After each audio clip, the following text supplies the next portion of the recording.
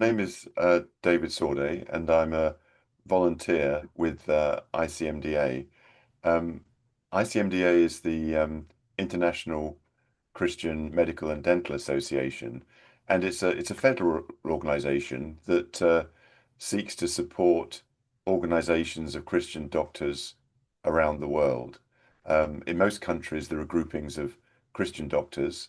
Um, in different national organizations. In the UK, there's one called the Christian Medical Fellowship, and then, of course, in Ukraine, there's the Christian Medical Association of Ukraine. And ICMDA and those organizations seek to see our Lord and Christ glorified through the work of Christian doctors. Um, Christian doctors as a witness to God's greatness, to His graciousness and his power of healing. Um, our Lord Christ, of course, himself was a healer, and he showed his love for people through his great miracles and healing works. Um, and those works, of course, are a metaphor for the grace that God gives us in healing and forgiving our sins. So, in every aspect, the work of doctors is something very important. It helps people, but it also helps point people towards the healing power of our Lord Jesus. And ICMDA seeks to support doctors around the world in that mission.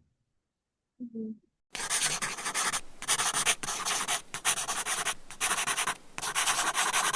Well, at the outbreak of war in 2022, I mean, of course, Mhm. the war goes back further than that, but the invasion of Ukraine was in 2022 was a very significant and important Mhm. moment. And I think that moved many people and certainly moved us in ICMDA to ask ourselves what we could do to help in that situation.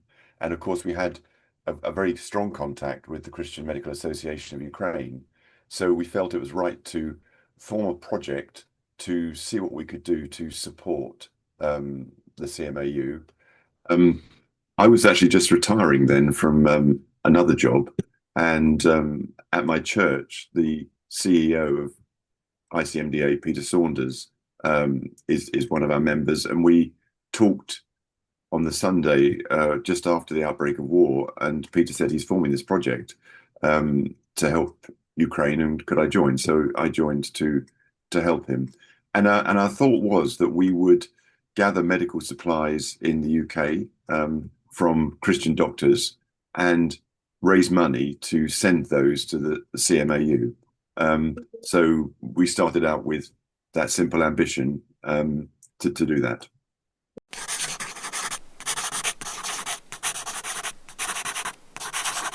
I think that I sense there's a sort of touch of Britishness here. I think the British, for all their faults, and they have many, they also have a sense of justice. And what appeared to be happening in Ukraine was something terribly, terribly unjust. And that, I think, really struck a chord in Britain. And we wanted to respond to that in whatever way we could. So I think many of us are motivated simply by the unfairness of the situation. This was a terribly, terribly unfair crime that was happening, and we needed to respond to that and do something positive in that situation. Um, and if we could do it in a way that was a great Christian witness, I think that brought those two things together. And I think the third element was, what was practically we could do. And of course, the supply of finding and supplying medical aid is a very practical response to a difficult situation. Um, in many ways, it's only a small thing, but if we all do what we can, then that all adds up to something much bigger.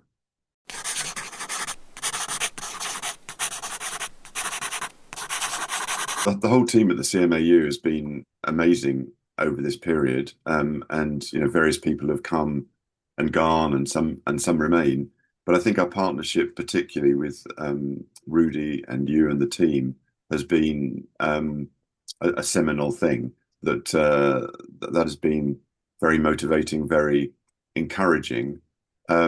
and of course, getting um, pictures and reports back from the CMAU of where the aid has gone to, how it's impacted people, has been, very moving, very encouraging as well.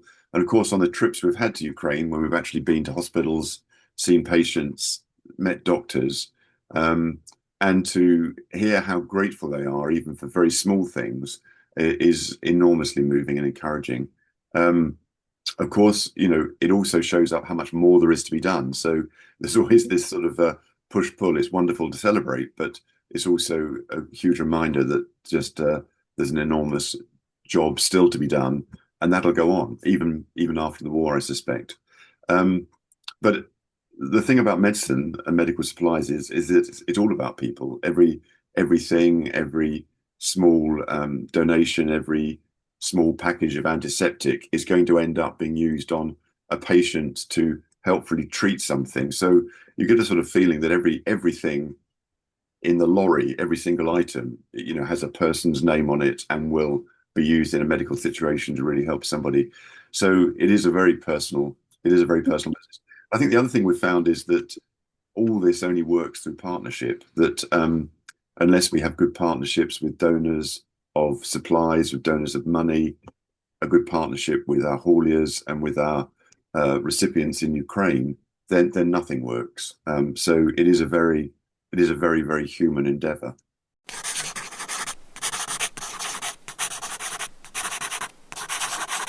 Well, I'm not a doctor. My daughter is training to be a doctor. She's in the fifth year of a medical degree, so hopefully she will graduate as a doctor. So I guess we're close to it in that respect, in terms of supporting a child who's aiming to be a doctor.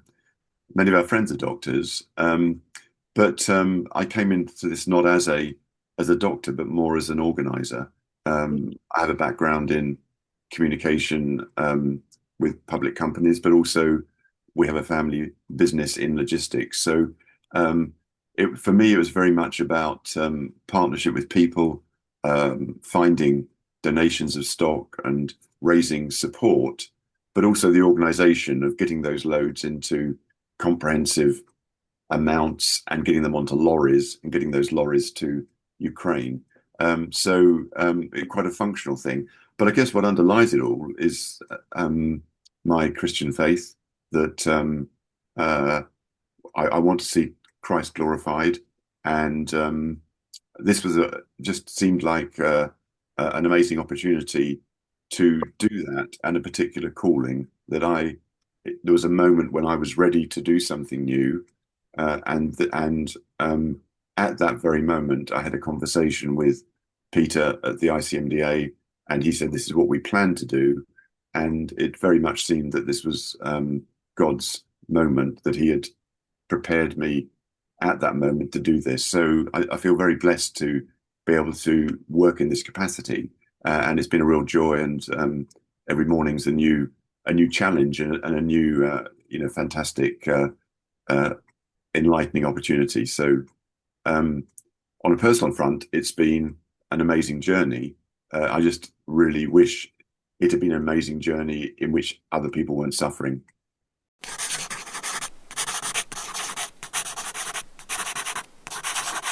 It's an extraordinary community, and so resilient.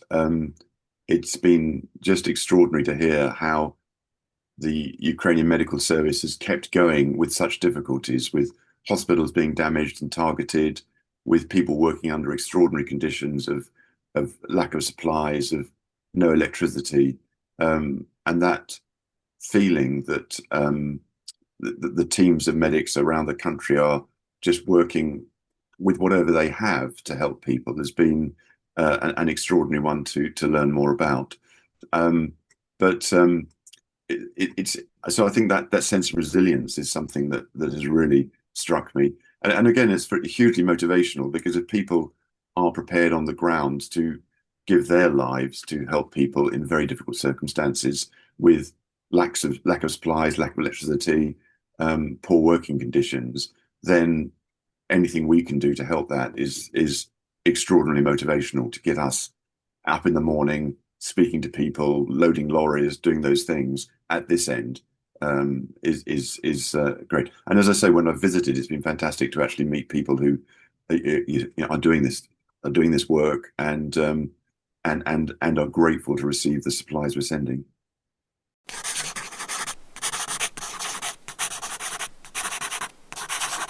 The, the British, as you know, are great moaners, but we love moaning about things. And one of the things that we're always moaning about is the National Health Service in the UK, which I always think is a tremendous shame because the National Health Service in the UK is just an amazing institution. It was founded just after the Second World War, and the idea was to give free medical service at the point of need to everybody in the country. And it is an amazing model in the UK, and we're really blessed to have this incredible health service that looks after everybody who needs it. And it has some tremendous successes in cancer treatment and emergency treatment and so on. Of course, it could always do more, and if health needs are always increasing. But it is something that would be wonderful to see a similar model being rolled out in Ukraine, where everybody could receive medical treatment who needs it. And obviously, there's huge needs now generated by the war, by soldiers and military people and people who are damaged by the war, but also dislocated people, people dislocated from their homes and refugees. But at some time in the future, to see a structured health service in Ukraine of a similar model, learning from our weaknesses in the UK, but with this idea that those who need treatment receive treatment at whatever level, whatever drug, whatever operation they need, without having to wait too long for that treatment, is a wonderful thing. It's hugely expensive, of course, and that is a thing for governments to get their heads around about how much money can be afforded, opposed to all the other costs for education, for military needs, and so on. But the idea of free medical aid for all is a wonderful model.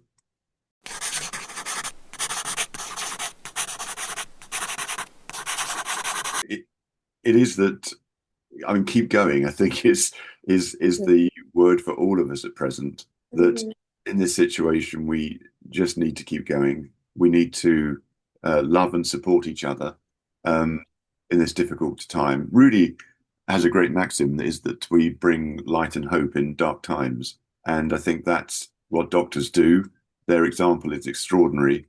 And their example of dedication to helping people is fantastic. So keep going as much as you can. Keep doing the things you're doing, and we will help however we can.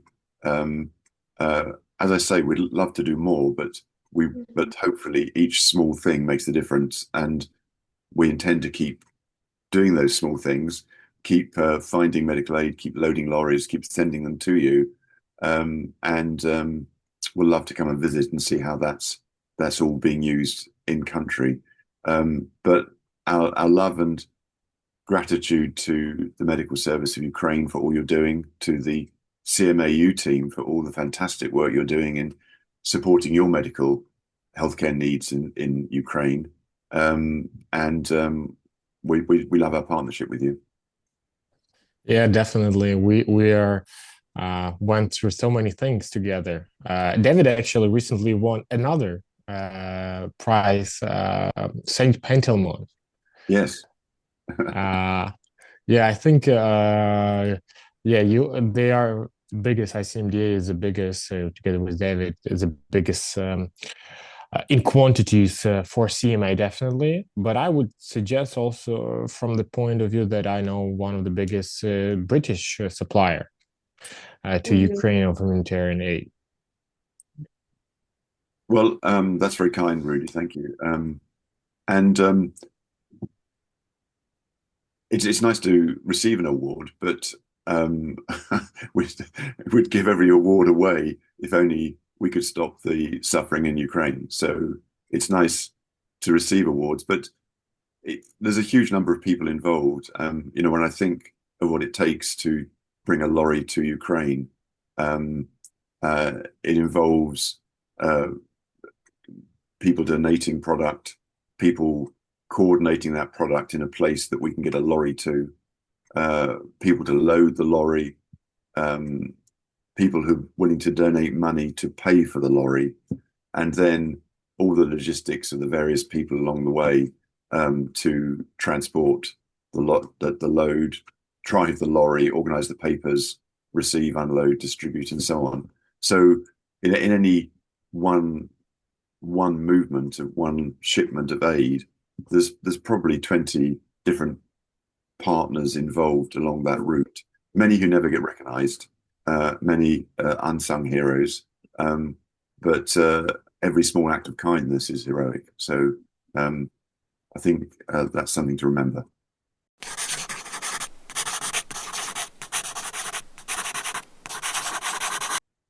There's never any doubt in life and in human endeavor that we're stronger together.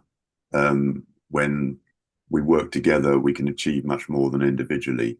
And that's true of organizations like the medical Christian organizations around the world. When we cooperate, work together, communicate, share resources, we can be much more effective in what we're doing in terms of making Christ known through the witness of Christian doctors.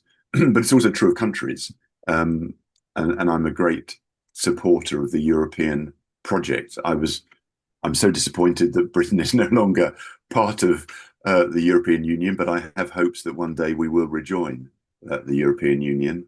And there's no doubt that the European Union is an institution that makes Europe a much stronger entity than the component individual countries. And I'm also really hopeful that soon Ukraine will be a member of the European Union, because that will bring benefits in terms of political influence,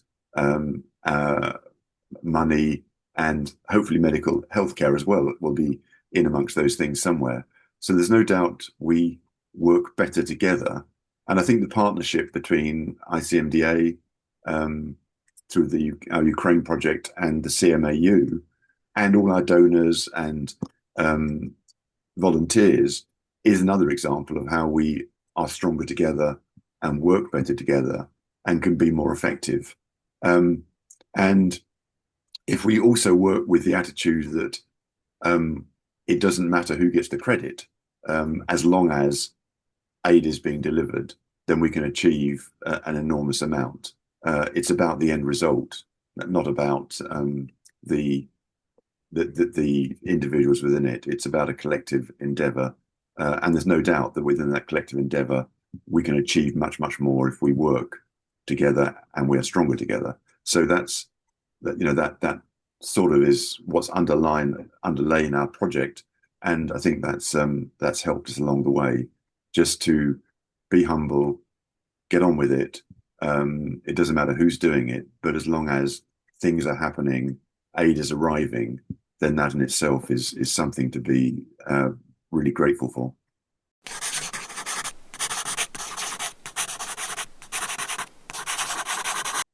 It's always so difficult sometimes in these sorts of projects to spend enough time on communication and sending information back to donors. But it's such an important thing to do. Often we get lost in the day job of organizing shipments and sending shipments. But actually, we also need to spend time on talking to our donors, explaining why the tremendous need in Ukraine is still there, and how their acts of kindness and generosity make a difference. So the more we can collect information, the personal stories of people who have benefited from aid in Ukraine, and get those back in front of donors, the better. It is a very time-consuming thing to do, because making photographs, organizing those photographs, getting them into reports, writing things, having the right information is terribly, terribly time consuming. And then sending it to the right people at the right email addresses and encouraging them to share it with their organizations is very time consuming, but it's very essential. So we all need to spend time doing that. It is problematic in small organizations like ours because we're a small number of people and we want to be forward focused on sending things, but we also need to spend time on with our donors and other partners, giving them the information they need to motivate them about the great work they're doing in supporting this endeavor. Yeah, And sometimes those small things like emails, reports, but they are crucial in day-to-day routine. So without it would not build sustainable system and ongoing. Sometime I was really, oh, it's done. I remember it was 2022 or 2024 when we had a conversation with you and like, looks like we are running out of supply. We don't have offers, we don't have funding for logistics, so we're close to the end. You probably have a similar expression in Ukraine, but we have this expression in English called a glass half full. Are you a glass half full? That's a drinking glass of water. Is it half full or is it half empty? And if you're a pessimist, you say it's half empty. And if you're an optimist, you say the glass is half full. And we've certainly had those half full moments where things seem to be going really well and lots of aid is arriving and sufficient resources. And we've had those moments when it seems the glass has been half empty, where there hasn't been enough. But Rudy is always very good at reminding us that we're in God's hands. He's in charge, and he's certainly blessed this project without doubt. What we've achieved and done, I don't think any of us would have thought would have been possible 4 years ago. But over those 4 years, we've assembled and sent close to 200 lorries, shipments of medical aid. And only the Lord knows where all that came from and where all that money came from to move it. But it is a blessing that we're under his control and command. Oh, it's always fun to have conversation with you. I remember like we got this problem from NHS, like this Nightingale hospital supply, and like, oh, we don't have funding. Then we found the charities that might supply it, but they were uh, restriction policy, due diligence, blah blah blah, and etc. And then like, oh, looks like we're not gonna get the funding for logistic. And then one day, David calling me, oh, Rudy, I found another £100,000 for logistic. Yeah, there's been quite a few moments like that, and It's actually happening every year. yeah, Yeah, I don't know how you are looking for those funding, but it's very, very successful. Well, yes, and the Lord's kind of funds have kept coming, and there've been moments where we've been offered, as Rudy said, huge amounts of product to move, and we have no idea how we're going to be able to move it or have the funding to do it. So we've had to, on the one hand, say to the donor, yes, we'll take it. But at the moment of saying yes, we have no idea about whether we have enough lorries, enough funding to move everything. But we've just had to say yes and then find the resources to move it. It's very much what happened with the Nightingale beds that we were offered so many. I couldn't see how we could organise 50 lorries to take it all, but it all seemed to fall into place and it happened. So that was amazing.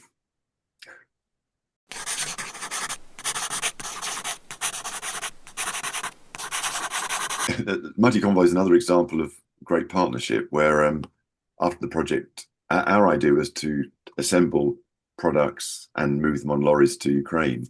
Simon Brake and the Mighty Convoy came along with a different idea that they said they wanted to buy ambulances and buy vans and send those to Ukraine as vehicles that could be used for military and medical evacuation. And we got talking because they wanted to fill the vans with medical aid before sending them. So we started to cooperate around how we could move some of our donations to their vans and they could transport that. So that's been an amazing partnership. It's been fantastic to work with Simon. Um, Again, when you're sort of working in these relatively small projects, you can feel quite isolated because you're sort of working by yourself, and you sometimes think, are we completely mad to be trying to do what we're doing? Um, uh, and then you meet another mad person like Simon, and you think, oh, actually, we're not so mad because they're also think this is really important to do, and they really want to help Ukraine, and they're dedicating all their time and effort to doing it. So it's okay to be as mad as that because there's other people like that, and across England there are dozens of charities working in this way. We don't always manage to contact each other. We haven't yet set up a an overall umbrella for charities supplying Ukraine, but there are hundreds of individual charities working separately to supply Ukraine with aid. And it's great to meet them and also be inspired by them and think, well, okay, we're not all as crazy as we might think we are in our dark glass half empty moments. But when we get together, we can exchange ideas and feel very glass half full. I think one of the most challenging project was this um, 50 lorries from NHS. Yes, My opinion. yes, yes. That was um, another extraordinary event where we were contacted by um, a director of resources for a regional hospital in the UK, and they said they knew that there was a warehouse where um, all the products from what we call the Nightingale hospitals. These were 7 hospitals that were set up in the time of COVID to act as emergency overflow hospitals, and they were fully equipped with beds and patient monitors.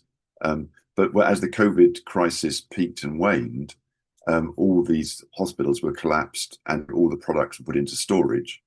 And we were contacted just by this director to say, we know where this storage unit is.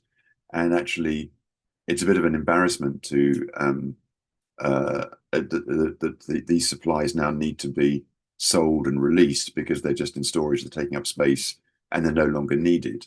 And if you ring this telephone number, you might well be able to take some of those products. So we went to visit this warehouse, and it was literally full of 1,000 beds and 1,000 patient monitors and all the elements of a hospital. So we were lucky enough to be able to talk to the people who looked after the storage unit and the National Health Service and suggest that some of these products would be better sent to Ukraine than sold at auction. And as a result of that, we got about 50 to 70 lorry loads of fantastic, brand new medical equipment, beds, patient monitors, drip stands, those sorts of things, and quite a lot of furniture like crash carts and other things that were needed to set up hospitals. And then we set about getting the lorries to this warehouse in a very short period of time because they wanted to empty the warehouse over about a period of 3 weeks. So if we wanted to be able to partake of that, we needed to have a lot of lorries in a short space of time. So we were sending 2 lorries a day at one point. I think 4 lorries actually a day at one point to load them and move about 50 beds per lorry to Ukraine. It was a huge logistical operation, but it all seemed to work quite well. And then it was great to see those beds in Ukraine and see the pictures of them being used. That was fantastic.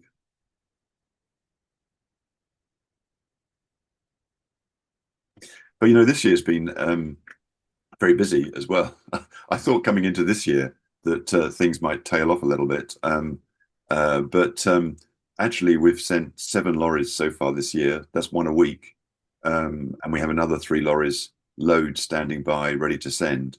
So 4 years on, exactly 4 years on from the start of the project, from the early days of the war, um, we're still finding a lot of medical aid that needs a new home, and it's brilliant to be able to keep sending it to Ukraine.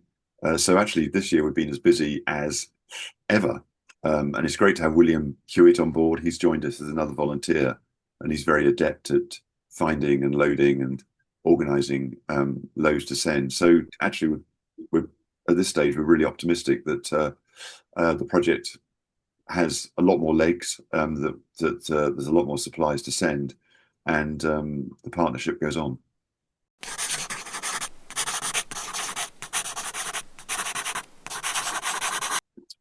Yes, I do remember it very clearly, and I remember the build up to it as well in the news, and the concern that Russia would invade.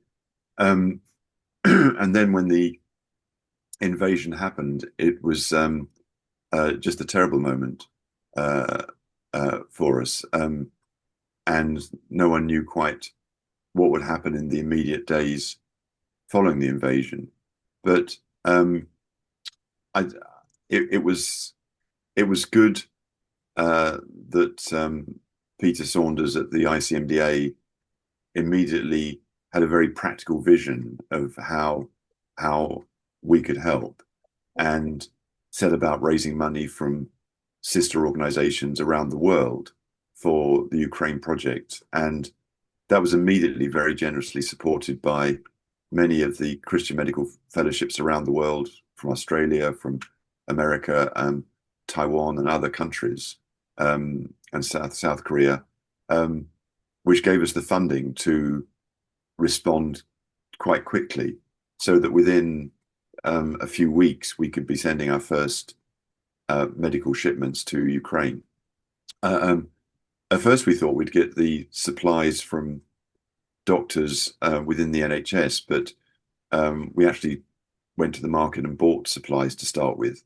And then we started to be contacted by medical suppliers and hospitals who said they had quite large amounts of surplus stock or surplus equipment, and they'd be willing to donate that. So that really started us on our journey. But it was, and that occupation gave us, I think, the ability to, in a way, shut out the worry about the geopolitical situation, and the worry about the actual war, and start to use our energy to do something practical in response to that. And while we were buried in all that, uh, that we've just really kept going for the last 4 years. So I think we've been well aware of the political, the military situation in Ukraine, and are very concerned for that and all that it means for Ukraine in terms of suffering, in terms of loss of land, of sovereignty being threatened. Those are very, very real concerns, and real concerns for us here as well. And our hearts go out to you on that.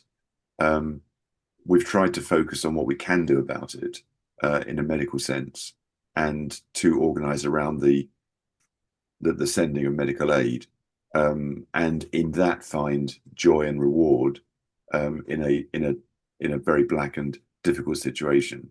But I don't know whether I've explained that very well. But on the one hand, we are really aware of what's happening on the political and military front in Ukraine, and on a daily basis, that worries and concerns us.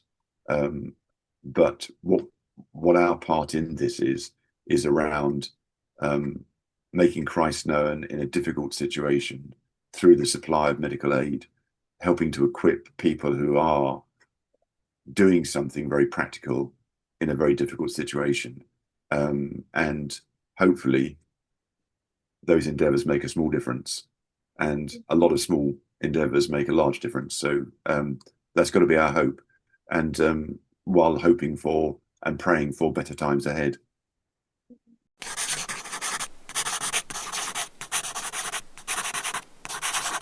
Some big questions there. In terms of our project, I think we started out thinking that we were going to collect a lot of small items and sort them together and dispatch them. And I think what we found soon was that we could be more effective by thinking bigger, by thinking about full lorry shipments. And if we made one decision that I think has really been helpful and has really been transformative for the project is that we started to think in terms of full lorry loads, that we would be the people who would fill a lorry with one big consignment of items. So a lorry load of continence pads, or a lorry load of beds, or a lorry load of um, uh, physiotherapy equipment. And we'd work in that sort of way of loading a full lorry. And that meant that we could work with quite a small team because we would then rely on logistics hubs, existing people with logistics warehouses to load a lorry with a forklift and assemble the products in these logistic hubs. That we wouldn't ourselves have a small warehouse with lots of workers. We'd rely on logistics hubs where large amounts of products could be assembled, where we get a lorry to and get that lorry to Ukraine. So that decision to work in lorry loads, I think, was a transformative one for our project, and one we've sort of adhered to. That we won't do small vans. We'll if we have small amounts of product, we'll give those to Simon for the mighty convoy. But we'll stick with lorries and load lorries and try and find identify large amounts of a single product. So, I mean, a good example is we 2 lorry loads of syringes and needles, or a lorry load of continence pads or beds, as I've mentioned. So that's the sort of way we worked. In terms of the vision of the future, whoa, who knows? I, Obviously, there's a huge job to be done in the post-war reorganization of medical services in Ukraine, and it would be a lovely thought to think that down the line one might be involved in that. But on the other hand, maybe this is just a moment in time. This is a moment when a group of people came together for a very specific job. And that job was to source and fund and supply medical supplies through lorry routes at a particular dark moment. That is our skill and our calling, and we'll need to pass the baton to someone else for what comes next in terms of organization of medical services in Ukraine, which might become a more Ukrainian owned project. And from outside Ukraine, people will contribute in a different way with their medical skills or with their partnerships of hospitals, with teaching and so on. And the moment for the logistics folk has been and gone. And it was good while it was happening and effective, but it was for that moment and not the moment that's to come when different skills and different resources will be needed. Yeah, we all hope and pray that one day the war will be ended, but to fight and to stand and to help people in need with such partner as you, it's an honor. So thank you so much for this call. Thank you so much for the whole work that has been done. It's a privilege to serve together and to help so many people. It's certainly an amazing privilege for us as well. Every day to work with you guys, to have conversations. It's sort of mind blowing, actually, when I sit down at my laptop in St. Albans in England and have a call with Lviv in Ukraine, and I go down and have a coffee with my wife, and she says, how's it going? So, I've just been on the phone to Lviv, and it's lunchtime there, and we talked about and we have a lorry in Poland that's just leaving there, and they're just dropping some beds off in Kyiv. It's just it's a funny old world, and it's been a huge privilege and honor to work with you, to get to know you better, and to be able to serve in this way. So thank you.